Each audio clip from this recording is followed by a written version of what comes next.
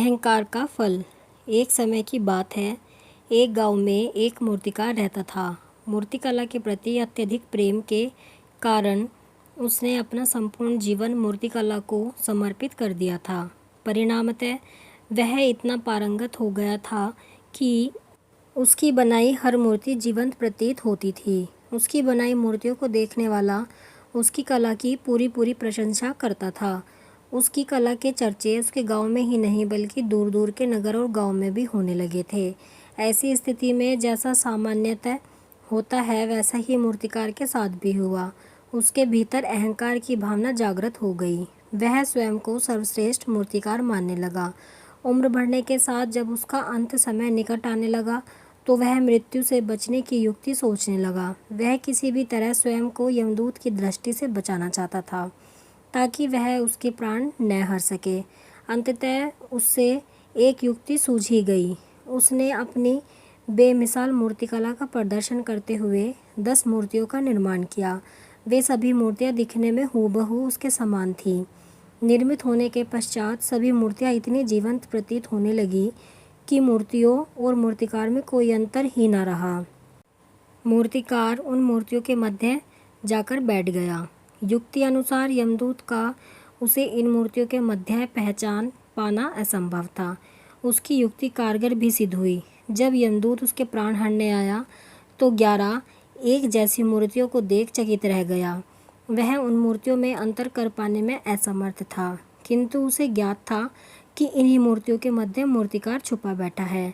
मूर्तिकार के प्राण हरने के लिए उसकी पहचान आवश्यक थी। उसके प्राण न हर पाने का अर्थ था प्रकृति के नियम के विरुद्ध जाना। प्रकृति के नियम के अनुसार मूर्तिकार का अंत समय आ चुका था। मूर्तिकार की पहचान करने यमदूत हर मूर्ति को तोड़कर देख सकता था, किंतु वह कला का अपमान नहीं करना चाहता था। इसलिए इस समस्या का उसने एक अलग ही तोड़ निकाला। उसे मूर्तिकार के अहंकार का बोध था, अतः उसके अहंकार पर चोट करते हुए वह बोला, वास्तव में सब मूर्तियाँ कलात्मकता और सौंदर्य का अद्भुत संगम है, किंतु मूर्तिकार एक त्रुटि कर बैठा। यदि वो मेरे सम्मुख होता तो मैं उसे उस त्रुटि के अवगत करा पाता। अपनी मूर्ति में त्रुटि की बात सुन अहंकारी मूर्तिकार का अहंकार जाग गया।